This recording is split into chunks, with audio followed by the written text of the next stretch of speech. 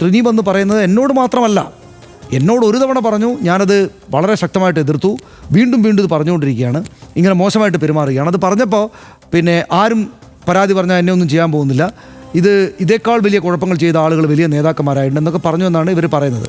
അവിടെ കൊണ്ട് നിർത്തിയില്ല. ഈ കുട്ടി റിനി ഉപയോഗിച്ച ഒരു വാക്ക് ഹാബിച്വൽ ഒഫൻഡർ എന്നാണ്. ഇയാളിത് പതിവാക്കിയിരിക്കുകയാണ്.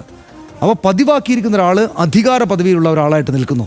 അതും വളരെ ആദർശത്താൽ പ്രചോദിതരായിട്ട് രാഷ്ട്രീയ പ്രവർത്തനവും പൊതുപ്രവർത്തനവും നടത്തേണ്ടുന്ന ഉത്തരവാദിത്തമുള്ള ഒരു പ്രസ്ഥാനത്തിൻ്റെ, അത്തരം നേതാക്കൾ ഇഷ്ടം പോലെ ഉണ്ടായിട്ടുള്ള കേരളത്തിലെ വളരെ മഹത്തരമായ ഒരു പ്രസ്ഥാനത്തിൻ്റെ ഈ താഴെത്തട്ടിൽ അല്ലെങ്കിൽ ഏറ്റവും ചെറുപ്പക്കാരനായിട്ട് ഒരാൾ ഇങ്ങനെ ഇത്രമേൽ വൃത്തികെട്ട സ്വഭാവമായിട്ട് നിൽക്കുകയാണ് എന്നത് അങ്ങേയറ്റം ലജ്ജാവഹമാണ്. ഇത് ഇനിയെങ്കിലും, ഞാൻ പറയുന്നത് നമ്മളിപ്പോൾ ആ പേര് പറയാത്തത് ഈ അവരോടുള്ള ഒരു ആദരമായിട്ടാണ്. അവർ പറയുന്നില്ല എന്നത് നമ്മളതിനെ മാനിക്കേണ്ടതുണ്ട് എന്നതുകൊണ്ടാണ്. പക്ഷേ അവർ പരാതിപ്പെട്ടുള്ള നേതാക്കൾ ഈ പ്രസ്ഥാനത്തിനകത്തുണ്ട്, മുതിർന്ന നേതാക്കളുണ്ട്. അവർക്കറിയാം ഇവർ പറയുന്നത് ശരിവെക്കുകയാണെങ്കിൽ, നമ്മൾ ഇവർ പറഞ്ഞ പ്രകാരം മനസ്സിലാക്കുകയാണെങ്കിൽ, അവർക്ക് അവരുടെ വീട്ടിലെ സ്ത്രീകൾ, പെൺമക്കളും ഭാര്യമാരും തന്നെയും ഇയാൾ ശരിയല്ല കേട്ടോ എന്ന് പറഞ്ഞതായിട്ട് അവരുടെ മുന്നിലുണ്ട്.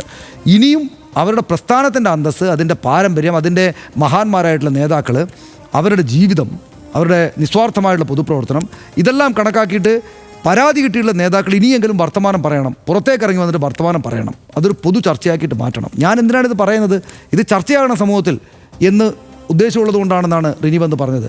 അവർ ആ കാണിക്കുന്ന ഒരു ആത്മാർത്ഥത നമ്മൾ കാണണം. ഇപ്പോൾ സാമൂഹ്യ മാധ്യമങ്ങളിൽ അവരുടെ പ്രസ്ഥാനം ഏതാണ്, അവർ സ്നേഹിക്കുന്ന പ്രസ്ഥാനം ഏതാണ് എന്നതിന് ഇതിനകം തന്നെ ഈ തെളിവുകൾ ലഭ്യമാണ്. നിറയെ ഫോട്ടോകളൊക്കെ വന്നു കഴിഞ്ഞു. വി ഡി സതീശൻ തൻ്റെ പിതാവിനെ പോലെ ആദരിക്കുന്ന ഒരാളാണ് എന്നവർ പറഞ്ഞു കഴിഞ്ഞു. അപ്പോൾ ഏതാണ് ആ പ്രസ്ഥാനമെന്നും ഏതാണ് ആ നേതാവെന്നും ഈ നാട്ടുകാർക്ക് മുഴുവൻ അറിയാം. അപ്പോൾ അവർ പരാതിപ്പെട്ടിരിക്കുന്ന ആളുകൾ ഇനിയും മടിച്ചു നിൽക്കാതെ ആ പരാതിയോടും സമാനമായിട്ടുള്ള പരാതികൾ ഉള്ളിലടക്കി വെച്ചിരിക്കുന്ന ആളുകളോടും ബഹുമാനപൂർവ്വം ഈ തെറ്റ് തിരുത്താനുള്ള ഇടപെടൽ നടത്തണം എന്നാണ് എനിക്ക് തോന്നുന്നത്.